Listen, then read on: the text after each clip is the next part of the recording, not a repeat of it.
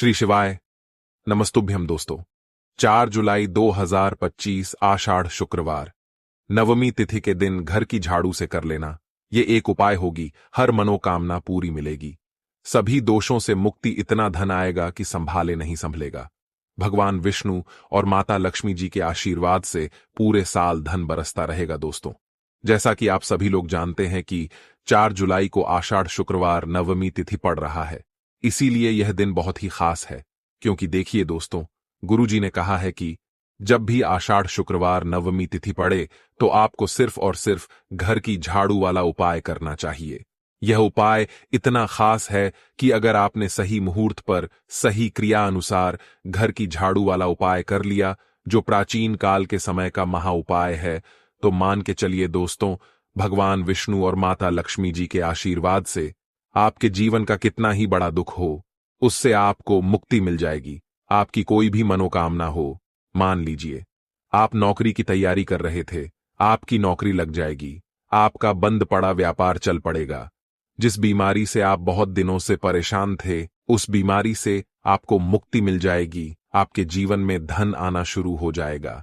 आपके जीवन में धन आने के सारे रास्ते खुल जाएंगे। और मान के चलिए दोस्तों, फिर आपको किसी भी प्रकार की परेशानी का सामना नहीं करना पड़ेगा। इसीलिए दोस्तों, इस दिन आप लोगों को इस वाले उपाय को जरूर कर लेना है। भले ही आपने पूरे साल भर इस उपाय को ना किया हो, पर अगर आपने इस आषाढ़ शुक्रवार नवमी तिथि के दिन अगर इस वाले उपाय को कर लिया, तो आपको इस उपाय को करने का वह फल मिलेगा जिसकी आपने कभी कल्पना भी नहीं करी होगी। इसीलिए आप लोग इस घर की झाड़ू वाले उपाय को एक बार जरूर कर लेना, ताकि आप लोगों के हाथ से यह मौका ना जा सके और आपको इस उपाय को करने का फल मिल सके। दोस्तों, यह उपाय पंडित जी ने अपनी अभी की ही शिव महापुराण की कथा में बताया है, जो इस उपाय को आज हम आपको बहुत अच्छे से समझाने वाले हैं। इस वीडियो को देखने के बाद इस उपाय को समझने के लिए आपको कोई और वीडियो को देखने की जरूरत नहीं पड़ेगी। तो चलिए दोस्तों, उपाय को शुरू करते हैं। उससे पहले हे भगवान विष्णु, आपके इस वीडियो को जो भी लाइक और चैनल को सब्सक्राइब करें, उसके जीवन में कभी दुख दर्द मत आने देना। साथ ही साथ कमेंट बॉक्स में 5 बार जय श्री हरि जरूर लिखे, ताकि भगवान विष्णु और माता लक्ष्मी जी की कृपा आप सभी को प्राप्त हो सके। इसी के साथ मैं आप सभी को बता दूं कि आप लोग वीडियो को पूरा नहीं देखते हो, काट काट कर देखते हो और गलत गलत उपाय को कर लेते हो। तो आपसे निवेदन है कि वीडियो को पूरा जरूर देखें। देखिए दोस्तों, यह आषाढ़ शुक्रवार नवमी तिथि का दिन यह इतना खास होता है, इतना महत्वपूर्ण होता है। देखा गया है कभी कभी बड़े बड़े पूजा पाठ अनुष्ठान से जो मनोकामना पूर्ण नहीं होते, वह आषाढ़ शुक्रवार नवमी तिथि के दिन एक छोटे से उपाय करने से ही आपकी मनोकामना पूर्ण हो जाती है। और बहुत सारे लोगों ने इस उपाय को किया भी है और उनको इस उपाय को करने का फल भी जरूर मिला है। अगर आप लोग भी इस उपाय को करना चाहते हैं, तो आप इस उपाय को पहले अच्छे से समझ लेना, सुन लेना, उसके बाद करना। आपको इस उपाय का फल जरूर मिलेगा। और इस उपाय को कर लेने से आपके घर में चाहे किसी भी प्रकार की दुख और समस्या क्यों ना चल रही हो, आपको उसका कारण भी नहीं पता है कि भाई यह समस्या किस कारण से चल रही है। उसका कुछ भी कारण हो सकता है, जैसे पितृदोष हो सकता है या किसी भी तरह का मंगल दोष भी हो सकता है। तो इस दिन आप लोगों को यह वाला उपाय कर लेना है। यह एक ऐसा उपाय है जिस उपाय को अगर किसी विशेष दिन पर किया जाए, तो भाई उस विशेष दिन का जो है वह तो हमें मिलता ही मिलता है। पर हमने उस दिन पर इस घर की झाड़ू वाले उपाय को किया है, तो हमें उससे भी बड़ा फल मिलता है। और फल बहुत जल्दी मिलता है, क्योंकि आप इस उपाय को बहुत ही बड़े और विशेष दिन पर कर रहे हो। तो चलिए अब उपाय के बारे में बात करते हैं। लेकिन उससे पहले आप लोगों को यह जानना आवश्यक है कि आखिर यह उपाय किस समय करना है, किसको करना है और कैसे करना है। तो चलिए हम आगे आपको वीडियो में एक एक करके बता देते हैं। तो दोस्तों, इस घर की झाड़ू वाले उपाय को हमें इस आषाढ़ शुक्रवार नवमी तिथि के दिन कैसे करना है, किसको करना है, किस समय करना है और कहां पर करना है, यह सारे सवालों के जवाब आपको इस वीडियो में मिल जाएंगे। और जो ये वीडियो देखेगा भाई, उसको घर की झाड़ू वाला उपाय जरूर करना चाहिए, क्योंकि इस दिन शत्रुओं और किसी भी दोष किसी भी बीमारी से मुक्ति पाने के लिए घर की झाड़ू का बहुत ही बड़ा और विशेष महत्व होता है। और जब बात आ जाए घर की झाड़ू की, तो यह सोने पर सुहागा वाली बात हो जाती है और यह एक बहुत ही बड़ा उपाय हो जाता है। अब दोस्तों, इस घर की झाड़ू वाले उपाय को आखिर करना किसको है? सबसे पहले हम लोग वह बात जान लेते हैं। तो देखो, घर की जो बड़ी माताएं बहनें होती हैं, उन माताओं बहनों में से कोई भी एक बड़ी माता बहन इस वाले उपाय को कर सकती है। और दोस्तों, अगर आप चाहे तो अपने घर में से सभी सदस्यों को भी इस उपाय को करवा सकते हैं।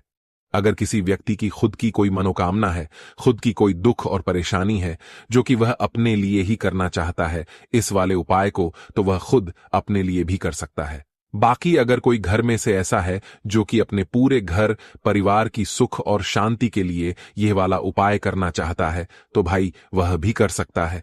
उसमें भी कोई दिक्कत वाली बात नहीं है। कहने का मतलब यह है कि इस उपाय को हर एक सदस्य भी कर सकता है और पूरे घर परिवार के सदस्य के लिए घर की बड़ी माताओं बहनों में से कोई एक माता बहन भी कर सकती है। माताएं बहनें अगर घर में उपस्थित ना हो या वह यह वाला उपाय ना कर पा रही हो, तो फिर घर का कोई बड़ा सदस्य भी इस घर की झाड़ू वाले उपाय को कर सकता है, चाहे फिर वह पुरुष ही क्यों ना हो। उसमें कोई भी दिक्कत वाली बात नहीं है। अब दोस्तों, घर की झाड़ू वाले उपाय को हमें करना कहां पर है? देखो, इस उपाय को हमें मंदिर में ही करना है। बहुत सारे लोग प्रश्न करते हैं, हर एक उपाय को करते समय क्या हम इस उपाय को घर पर या मंदिर में कर सकते हैं? देखो, तो इस वाले उपाय को आप मंदिर पर करोगे तो अच्छा रहेगा, घर में नहीं करना है इस वाले उपाय को। उसके बाद में दोस्तों, जो अगला प्रश्न निकल कर आता है वह यह आता है इस उपाय को लेकर कि आखिर इस उपाय को हमें किस समय करना है, सुबह के समय करना है कि शाम के समय करना है? तो देखो, इस वाले उपाय को आप लोग सुबह के समय भी कर सकते हो और शाम के समय प्रदोष काल में भी कर सकते हो। अब अगर आप पूछो कि भाई साहब सबसे उत्तम समय कौन सा रहेगा इस घर की झाड़ू वाले उपाय को करने का, तो हम आपसे बस यही कहेंगे कि इस उपाय को आप शाम के समय करेंगे तो ज्यादा बेहतर होगा, क्योंकि आषाढ़ शुक्रवार नवमी तिथि का दिन है और इस दिन प्रदोष काल के बहुत महत्व होता है। बाकी अगर सुबह के समय भी करेंगे तो भी अच्छा होगा, उसमें कोई भी दिक्कत वाली बात नहीं है। तो अब दोस्तों, जो अगली सबसे बड़ी और महत्वपूर्ण बात आती है वह यह आती है कि सुबह अगर हम उपाय को करेंगे तो हमें कितने बजे से लेकर कितने बजे तक के बीच में करना है, और शाम के समय प्रदोष काल में करेंगे तो हमें कितने बजे से लेकर कितने बजे के बीच में करना है। तो देखो, सुबह जितनी जल्दी हो सके आप उपाय को करने की कोशिश करना। बाकी अगर किसी कारणवश लेट भी हो जाओ, थोड़ी देर भी हो जाए तो देखो, सुबह जितनी जल्दी हो सके आप उपाय को करने की कोशिश करना।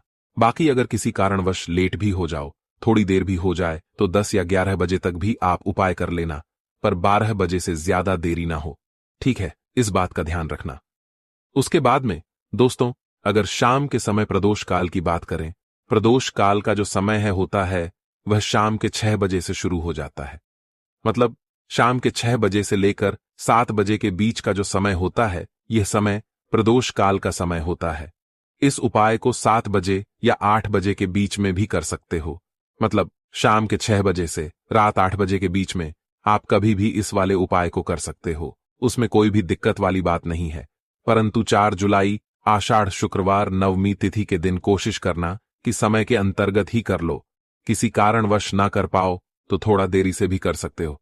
तो चलिए, अब हम अपने सबसे पहले उपाय की बात कर लेते हैं। तो दोस्तों, यह एक ऐसा उपाय है जो बहुत सरल है, बहुत आसान है और इसमें किसी भी प्रकार से कोई सामग्री की आवश्यकता भी नहीं है। दोस्तों, शुक्रवार को किया जाने वाला धन प्राप्ति का, अकस्मात धन लाभ के लिए एक अचूक टोटका है जो बहुत पुरानी परंपरा से लोग करते आ रहे हैं।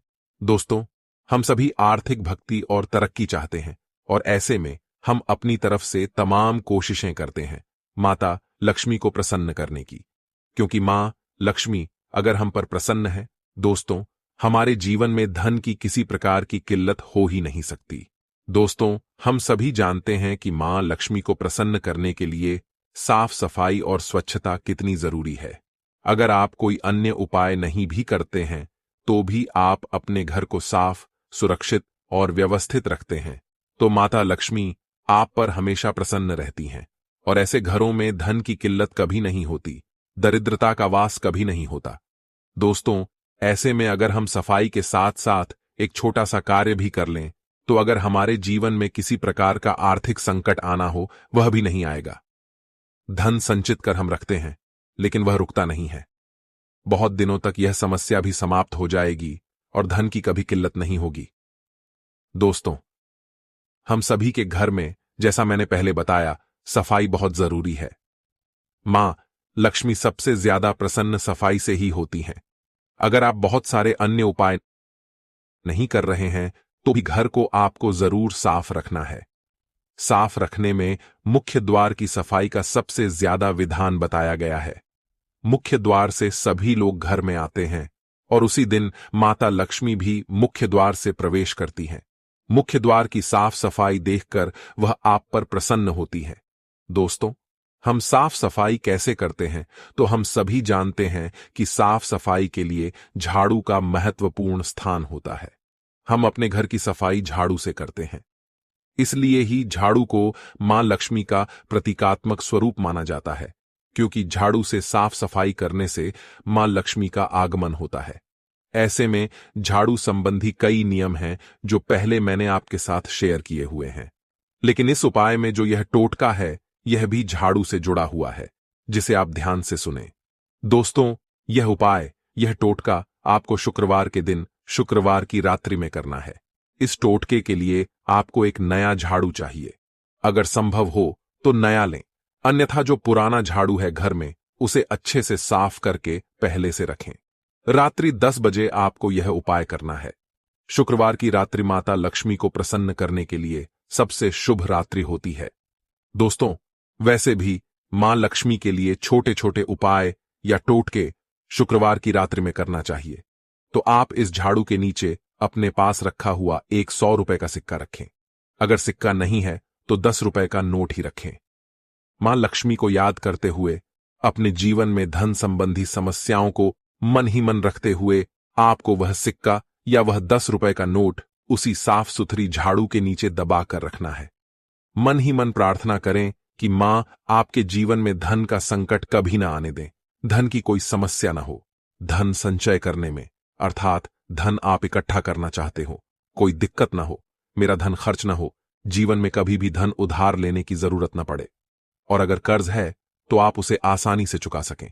ऐसी कामना के साथ सिक्का या नोट आप उस झाड़ू के नीचे पूरी शुक्रवार की रात दबाकर छोड़ दें। अब अगली सुबह जब आप उठेंगे तो सबसे पहले प्रातःकाल उठकर घर की सफाई करनी होती है। आप उस झाड़ू को उठाकर वह नोट या सिक्का जो आपने रात्रि में झाड़ू के नीचे दबाया था, उसे उठाएं और माथे पर लगाकर अपनी अलमारी में, तिजोरी या जिस भी स्थान पर आप धन रखते हैं, वहां रखें। वह सिक्का ऐसा माना जाता है कि जहां रखा जाता है वहां धन की कभी किल्लत नहीं होती। ऐसे घरों में मां लक्ष्मी सदैव विराजमान रहती हैं और उनकी कृपा हमेशा के लिए बनी रहती है। दोस्तों, यह बहुत छोटा सा कार्य है। हां, एक और बात, झाड़ू कभी भी सार्वजनिक तौर पर घर में नहीं रखनी चाहिए। मतलब घर के दरवाजे के सामने, मुख्य द्वार के सामने तो बिल्कुल ना रखें, क्योंकि राह चलते लोगों की नजर उस झाड़ू पर पड़ेगी। मां लक्ष्मी का स्वरूप बताया गया है प्रतीकात्मक स्वरूप के रूप में, तो आप इसे ऐसी जगह पर रखें जहां किसी बाहरी की नजर उस पर न जाए। आप इसका उपयोग सुबह सवेरे उठकर झाड़ू लगाने के लिए करें और उसके बाद झाड़ू को अच्छे से साफ करके ऐसी जगह पर रखें जहां कोई उसे देख न सके। आप ऐसे ही करेंगे, ऐसी जगह पर ही रखें। आप यह उपाय ध्यान से करें और इसे गोपनीय रखें। इस उपाय को करने से आपको परिवर्तन बहुत जल्द देखने को मिलेगा। तो चलिए मित्रों,